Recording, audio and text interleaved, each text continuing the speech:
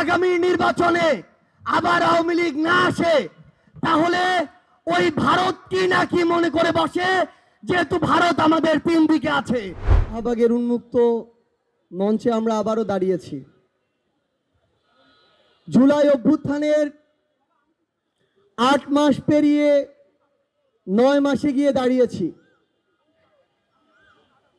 কিন্তু সবচেয়ে দুঃখের কথা হচ্ছে, আজ শহীদ পরিবার, আহত যোদ্ধাদেরকে সাথে নিয়ে আমরা যে দাবিতে এখানে দাঁড়িয়েছি, সেই দাবি পূরণ হওয়ার কথা ছিল 2024-এর ওই আগস্টে।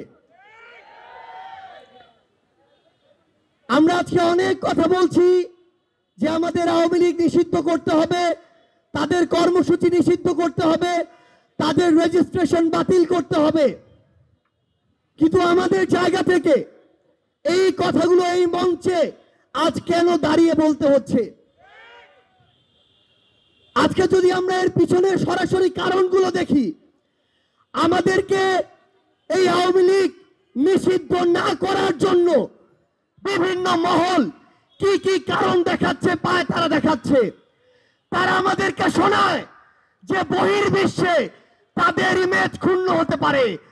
ওই স্টেক হোল্ডার, ওই তথাকথিত বিভিন্ন মহলকে আমরা বলতে চাই, বিগত 16 বছরে যখন পিলখানায় হত্যাকাণ্ড হয়, যখন শাপলায় হত্যাকাণ্ড হয়, যখন শাহবাগে, যাত্রাবাড়িতে, শনির আখড়ায়, উত্তরায় হত্যাকাণ্ড হয়, তখন এই বহির্বিশ্ব কোথায় ছিল? তারা আমাদেরকে ওই পশ্চিমাদেরকে দৃষ্টিভঙ্গি দেখায়।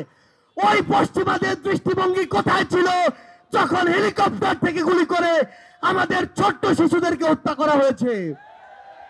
অভ্যুত্থানের 9 মাস হতে চলেছে।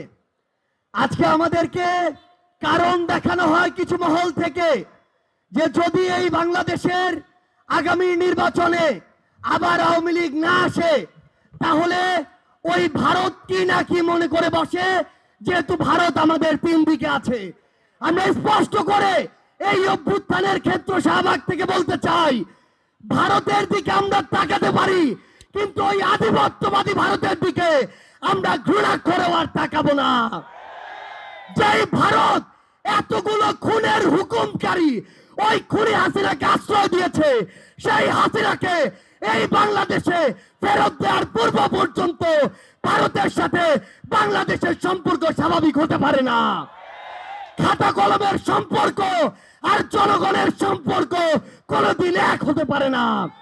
আমরা ভারতকে স্পষ্ট করে একটা কথা বলি, বাংলাদেশের সাথে যদি প্রতিবেশীর সম্পর্ক আগামীতে তারা দেখতে চায়, তাহলে যে সকল খুনিকে তারা ওই জায়গায় আরামায়েশের স্থাপনা, আবাসন দিয়ে রেখেছে, তাদেরকে বাংলাদেশে পাঠাতে হবে এবং বাংলাদেশের মাটিতেই তাদের এই বিচার হতে হবে। আজকে থেকে 10 মাস আগে বাংলাদেশের অধিকাংশ মানুষ তাকিয়ে থাকতো কখন বাংলাদেশকে বিভিন্ন জায়গায় স্যাংশন দেয়া হবে, কখন আমেরিকা হস্তক্ষেপ করবে, কখন হাসিনা মারা যাবে, কখন পরের ইলেকশন আসবে, তারপরে তারা মাঠে নামার প্রস্তুতি নিত। কিন্তু যেই ছাত্র জনতা রাজপথে নেমে জীবন দিয়ে এই খুনি হাসিনাকে দেশ ছাড়া করেছে, তাদের জীবনের এই যে হত্যাগুলো, এগুলোর বিচার হওয়া পূর্ব পর্যন্ত বাংলাদেশে অন্য কোনো কিছু নাম নেয়া এই অন্তর্বর্তীকালীন সরকারের মুখে মানায় না।